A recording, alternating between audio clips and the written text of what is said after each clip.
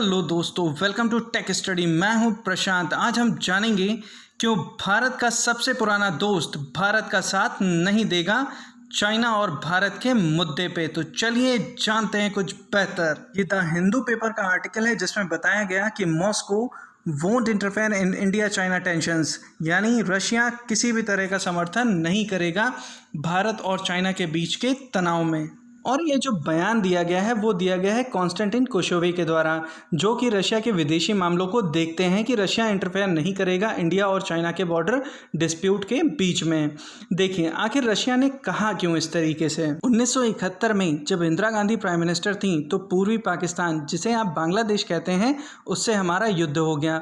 और उस युद्ध के समय केवल रशिया ही एक ऐसा देश था जिसने भारत को पूरी तरीके से सपोर्ट करा, पूरी तरीके से वेपन्स दिए और हर तरह की टेक्नोलॉजी दी ताकि भारत ये युद्ध जीत सके।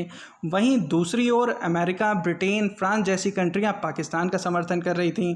तब से लेके 2014 तक के भारत ने जितने भी हथियार खरीदे उसका 90% टेक्नोलॉजी ट्रांसफ़र के साथ रशिया से ही लिया गया। जितने भी वेपन्स के बारे में सुनते हैं, जैसे सिखोई है, मिग है, पनडुब्बियाँ हैं, न्यूक्लियर पनडुब्बियाँ हैं, ये सारी की सारी रशियन मेड ही हैं मोस्ट ऑफ दी। जब आप किसी एक पे डिपेंडेंट हो जाते हैं किसी चीज़ को लेने के लिए, तो उसका प्राइस भी आपको उसी तरीके से देना होता है जैसा वो मांगेगा।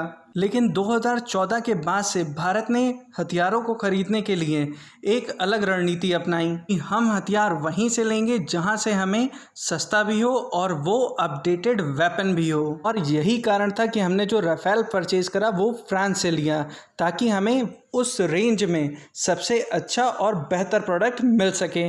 और यहीं से ही रिश्ते धीरे धीरे हमारे रशिया के साथ में कमज़ोर होने लगे, क्योंकि इसका मेन कारण ही था वेपन्स की परचेजिंग भारत के द्वारा केवल और केवल रशिया से ही हो। लेकिन 2014 के बाद से जो इंडिया ने फॉरेन पॉलिसी अपनाई वो फॉरेन पॉलिसी अमेरिका टूवर्ड्स हो गई, यानी अमेरिका से हमने वेपन्स भी खरीदे, साथ ही साथ में हमने डिप्लोमेटिक चैनल भी अपने एक ऊंचे लेवल तक के ले गए। तीसरा जो सबसे प्रमुख कारण है वो है ट्रंप का बयान कि मैं मीडिएटर की भूमिका निभा सकता हूं पूरे के पूरे विवाद पे। यही बात रशिया को सबसे ज़्यादा खल गई। देखिए भारत के जो विदेश सचिव हैं उनका नाम है हर्षवर्धन। उनकी मीटिंग होती है निकोलाई के साथ में, जो कि रशिया के एम्बेसडर हैं। और वहीं उसी दिन डोनाल्ड ट्रंप से मोदी की बात होती है।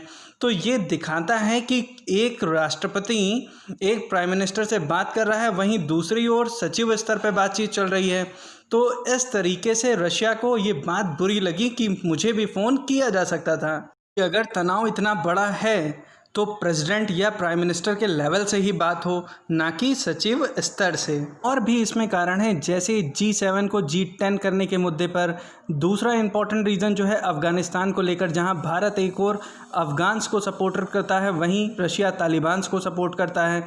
और तीसरा जो सबसे इम्पॉर्टेंट रीज़न है वो रशिया और चाइना के बढ़ते हुए रिलेशंस को लेकर। और इन सब के बारे में मैं आपको बताऊंगा इसी वीडियो में। पहले देख लेते हैं चाइना और रशिया के रिलेशंस के बारे में। देखिए रशिया जो है इस विश्व का सबसे बड़ा देश है, साथ ही साथ में एशिया में भी सबसे बड़ा देश है, और चाइना दूसरा एशिया में सबसे बड़ा देश है। तो चाइना रशिया के साथ में काफ़ी बड़ा बॉर्डर शेयर करता है। और जो चाइना और रशिया के रिलेशन हैं उन्हें साइनो रशिया रिलेशन कहा जाता है। 1991 में जब सोवियत यूनियन टूट गया, तब से रशिया और चाइना के रिलेशन डेवलप होना शुरू होते हैं। फिर इन दोनों देशों ने 2001 में एक ट्रीटी साइन करी जिसे good neighbour lines and friendly corporation कहा जाता है। फिर इसके बाद 2013 में शी जिनपिंग रशिया जाते हैं और व्लादिमीर पुतिन से मिलते हैं। और इस दिन को व्लादिमीर पुतिन ने बहुत ही इंपॉर्टेंट दिन कहा रशिया और चाइना के रिलेशन में। और ये बात इनकी सत्य भी हो गई, क्योंकि 2014 में एनडीए गवर्नमेंट यहाँ आ गई और हमारे रिश्ते कमज़ोर होते गए, चाइना और रशिया के रिश्ते मजबूत होते गए। और ये रिश्ते हर एक क्षेत्र में मजबूत हुए, जैसे चाहे इकोनॉमिक हो, चाहे मिलिट्री हो, चाहे कल्चर हो, हर एक क्षेत्र में इन दोनों के रिश्ते बहुत अच्छे हैं। और साथ ही साथ दोनों के रिश्तों में जो कॉमन चीज़ है कि दोनों के दोनों देश यूनाइटेड स्टेट का विरोध करते हैं। इसके उल्टा हमारे रिश्ते अमेरिका के साथ में मजबूत हो रहे हैं। तो ऑब्वियस सी बात है कि रशिया हमारा समर्थन नहीं करेगा। अब चलिए दूसरा मुद्दा भी देख लेते हैं, ये है अफ़गानिस्तान को लेकर। देखिए अफ़गानिस्तान के अंदर दो तरीके के लोग रहते हैं, एक को बोला जाता है अफ़गान्स और दूसरों को बोला जाता है तालिबान्स। भारत जहां अफ़गान लोगों को समर्थन करता है वहां की गवर्नमेंट को, वहीं रशिया तालिबान को सपोर्ट करता है और अमेरिका भी अफ़गान गवर्नमेंट को ही सपोर्ट करता है। और भारत के पिछले दशक से बहुत अच्छे रिश्ते हुए हैं अफ़गानिस्तान के साथ। चलिए थोड़ा आपको मैप में मैं दिखा देता हूँ अफ़गानिस्तान आखिर है क्या। देखिए ये है पूरा अफ़गानिस्तान का मैप। जो ग्रे पार्ट में आप देख रहे हैं यहाँ पे लोग रहते हैं अफ़गान्स, और यहाँ की अफ़गान गवर्नमेंट इसको कंट्रोल करती है। बाकी जितना शेडेड पार्ट है, इस पूरे शेडेड पार्ट पे तालिबान्स का कंट्रोल है। और इसी कारण की वजह से अफ़गानिस्तान के अंदर पिछले कई दशकों से ये गृह युद्ध चल रहा है। और इस गृह युद्ध में कुछ देश तालिबानीज़ को सपोर्ट करते हैं और कुछ देश अफ़गानिस्तान को सपोर्ट करते हैं।